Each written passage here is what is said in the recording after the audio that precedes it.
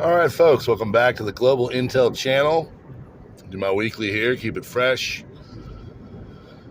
A little worrisome if you're in Florida. Hopefully you'll be all right. We got the big hurricane coming through with Milton. So I'm actually going to transition to that here in a moment and talk about a few things that you should keep in the back of your mind as potential issues. Okay? But before, I want to talk about basically the developments in the Middle East and why you've got about a 72-hour period of all right. So unless something's going on right now, 4 o'clock Eastern Standard Time, East Coast, obviously, you've got Yom Kippur coming up. So these are the high holy days, right? Yom Kippur is coming up, and it's going to basically make it so next 72 hours, not a lot's going to go on. We're going to basically be good till about East Coast time, about Saturday evening, all right? That's when potential could start to happen again. Now, the concern is, of course, that basically the Israelis are not talking to the United States anymore. I mean, we are, but we're not. They're not saying exactly what they're going to do. Joe is trying to call Bibi and talk. Gallant was supposed to go in and have a meeting with the administration and all that, but for the most part, communications are not what they used to be. And I think a lot of it has to do with the fact the Israelis don't really trust the administration. The administration, of course, does not want any of this to go down because they want to keep their people in power. So if Harris wins, they're going to be the ones in power. And if not, well, things change. And if things change, then their plans for the next decade effectively are off. So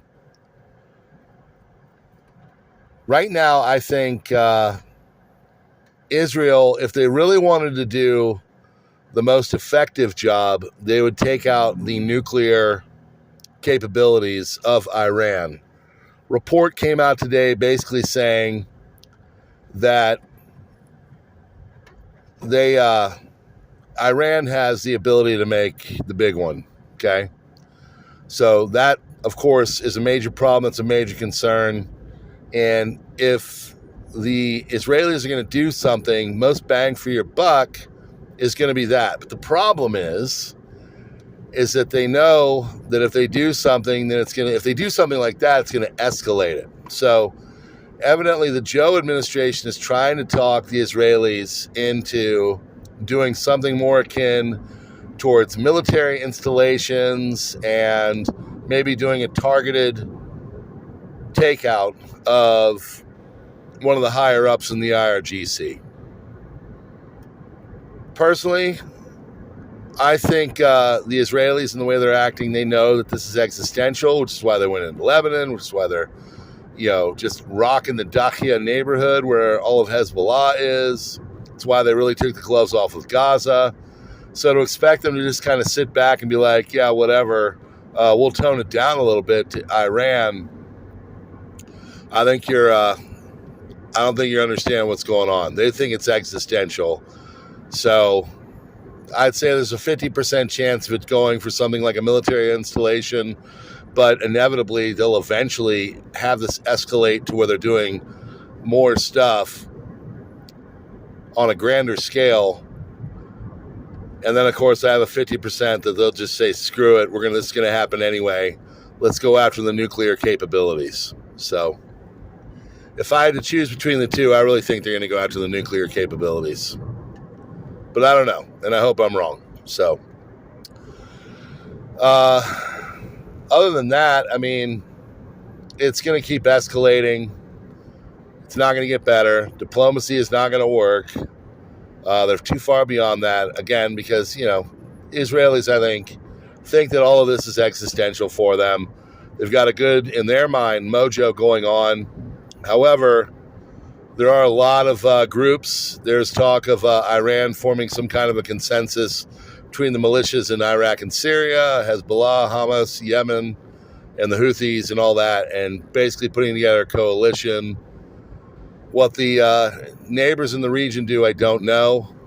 America, of course, is good with Saudi Arabia, but there is actually threats by the Joe administration saying that if you do something of a larger affair, like the nuclear sites, America might not be there to help. So I don't know. We'll have to see. Other than that, as it pertains to what's going on down south in Florida with this hurricane, the real story, I think, folks, is going to be the insurance companies. And what I think people need to understand is that these insurance companies are tapped out. The economy is not great. So if there is widespread multiple billion-dollar damage that happens, and the way things are unfolding right now, it looks like it's going to be that way, you could really see numerous insurance companies either A, just explode people's rates, or B, be taken out completely because they're insolvent because they can't handle all the damage. Supposedly one of the top 5 hurricanes ever. So we will just have to see. But it's not looking good. It's looking pretty nasty. It's definitely on the way. It's going to hit somewhere between supposedly Sarasota and Tampa. And it's got a lot of power. There's a bunch of